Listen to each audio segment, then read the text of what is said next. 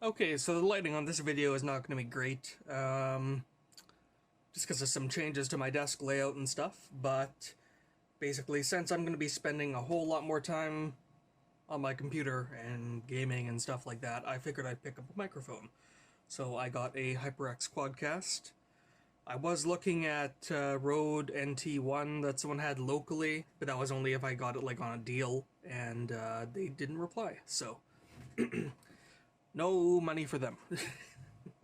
So yeah, I got a HyperX Quadcast, I got a cheap boom arm, just because, now I'm tired of a headset microphone, honestly, after all this time. This sounds so much better. However, one thing I noticed is that the shock arm, for the shock mount, I mean, look at that, it's like solid. Like, yes, it has elastic, but how much is that actually going to do when it's that stiff? Like, you can twist it and it'll stay at an angle. That seems a little, I don't know, a little too stiff for a shock mount. So I went on Etsy, and I just picked up a little bit of 3mm thick elastic in red. It's a little bit brighter. Yeah, I couldn't find anything locally, but it wasn't much. So I'm going to try swapping out the elastic. I've got more, I think, than I need. And so what I want to do is probably swap out the elastic with this thicker stuff and have it a little less tense, have a little bit of extra length. And then hopefully the shock mount will actually work like a proper shock mount. Because if you look at some of the ones that are used with like rubber on like really high-end microphones, like if you tilt the microphone, they will like move a little bit and they will like wobble a bit. So they have really good isolation. So the thing with this is you can actually, normally it's facing this way, but it's really easy to just swap it around. You just lift them up like that, and you pull out the actual microphone, and this cable, this elastic cord or string fits through there pretty nice. Then, I don't have the actual right driver, but I do have the extended bits for this. You can start taking these out. It's just a small Torx. I don't know what size. Ooh, wow, autofocus is broken, isn't it? Wow, autofocus is really broken. Okay. Well, you get the idea. It's some small Torx. So they are plastic self-tappers. So you need to watch out for that. You can only do this probably a couple times, taking it apart, before the threads will be all screwed up, which isn't great. But the thing is, this is, like it's clearly like a gaming-oriented sort of microphone, even though it does sound quite nice. Syllabants are boosted quite a lot from the reviews and just the testing that I did. But even though it's quite nice, it's very gamery. So the shock mount is like pretty clearly just there to be like, hey, it has a shock mount. Like I was looking at, there's that Elgato one that I like the look of. Like I like the look of the Elgato and the Rode NT1, but they don't have a shock mount. I figured, oh well, that's a bunch of extra money you have to pay for the shock mount. It's like another $60 on top of the microphone. Oh yeah, also these two screw threads are different. So these ones are much smaller. These ones are larger. Can the focus please work? No? Hang on a sec. Okay, hopefully that's the focus working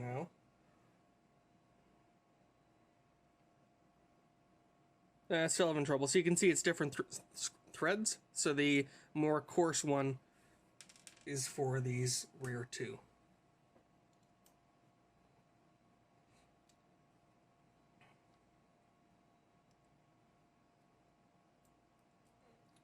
So you just pull those screws out. Be careful not to lose them. And then the elastic is actually held in with like little brass clips. So you don't actually need to like cut it or anything, which is pretty cool. You can just pull it out like that. Oh shoot, you know what? They fit through one, but they don't fit through the others? Hang on, it might be like super close. Oh, okay, so the elastic is crimped after it's taken out. So this is a one-way kind of operation.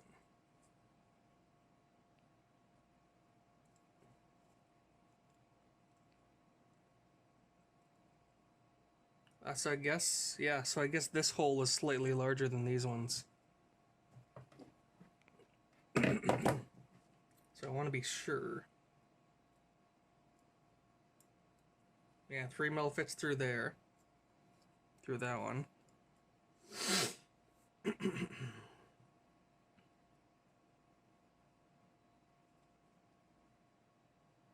Does look like it should fit through there. Okay. I'll see if I can squish that thing down a bit more, maybe.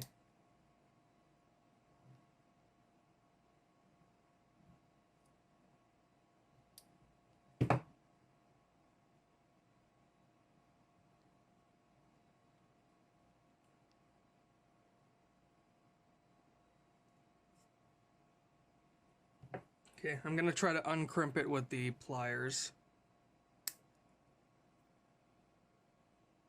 Hang on, I need the second set as well.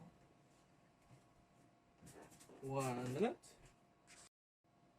Okay, that was easy enough. I just took the pliers, like on each half of that thing, and just twisted backwards a little bit. And then you're left with the little brass crimp.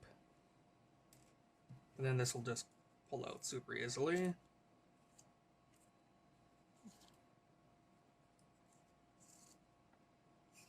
Nice. So yeah, that's not much elastic at all. I have got far more than that. 3mm stuff. The end of it is a little burnt. If I can just...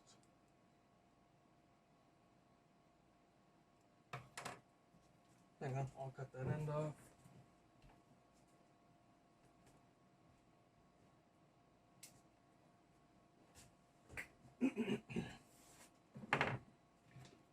This is going to be like just barely fitting, I think. Yeah. So the 3mm stuff just barely fits through.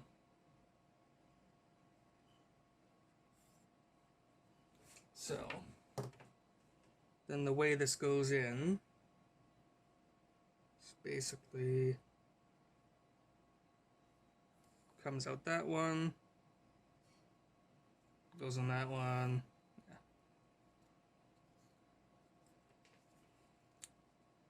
Yeah, so that's going to fit all really nicely. So now this part of the video is just going to be, well, it's not going to be any video. I'm just going to be messing around with this, trying to get it to the right size and sort of length. So basically going to be trial and error on my part, and then we'll just come back to see the results. So there's this much length normally, so I might add another like 30% onto that. I'm not sure. This stuff is also... Yeah, this bigger stuff is also a lot more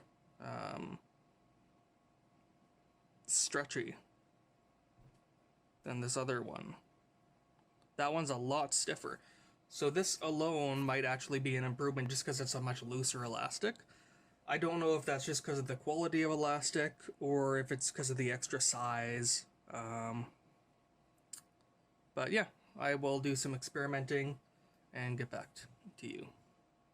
So unfortunately I realized to do a test with like rejecting the noise of like desk bumps and like stomping my feet. But I figured I'd show the difference. So it was around 11 3/4 inches on the stock. And I went ahead and just increased it to 13. So you can see there's a little bit more coming out, basically. A little bit more height on these. And then again, it's a thicker, softer elastic. So that's the one side done. I'm going to do the other side, and then we'll take a look at it. And hopefully it's good. I could probably have more slack, but I don't know how little I want, and I have enough to do this twice.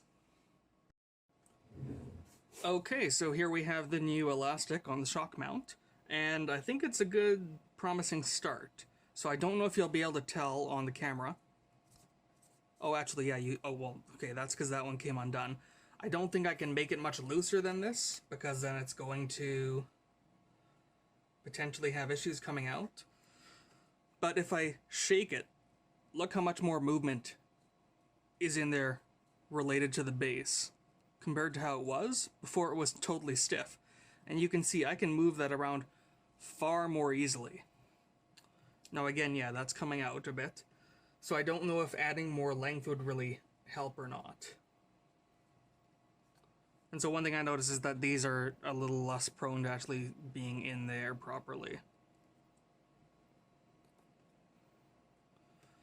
But I feel like this is promising. I wish I had taken a test of like the bumps before.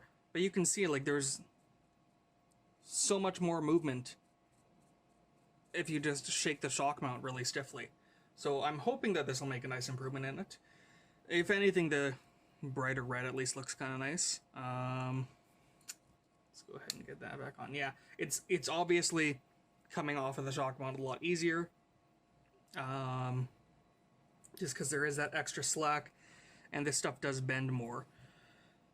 But I feel like even with small vibrations, I'm not sure. See, elastic like this is going to be different from rubber, and like the rubber mounts I've seen, a lot of them are just like the 1/2 of this, so it's going to be really good isolation. So I don't know how much this is going to improve it, but it's obviously got way more motion than shock mount when it's being moved manually or just when you shake it. So I think for low vibrations, that should hopefully make an improvement. Yeah, so that was like a few bucks worth of elastic for the whole amount, and I didn't even use the whole amount. And I ended up with, at least what I'm hoping for, a big improvement in the shock mount isolation on the HyperX Quadcast. And if it doesn't work, I have more elastic left, so I can totally tweak this. I can totally, decide to make it longer.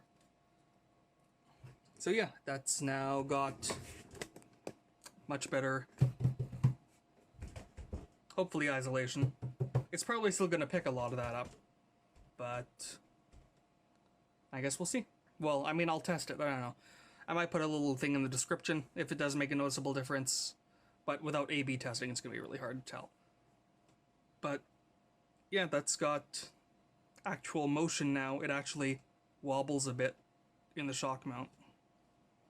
And it was totally stiff before. Oh yeah, before I could not even move it at all like this. Like before, trying to do this, it would just move the whole arm around. There was no flex in this whatsoever. So, if anything, it's at least more flexible like that.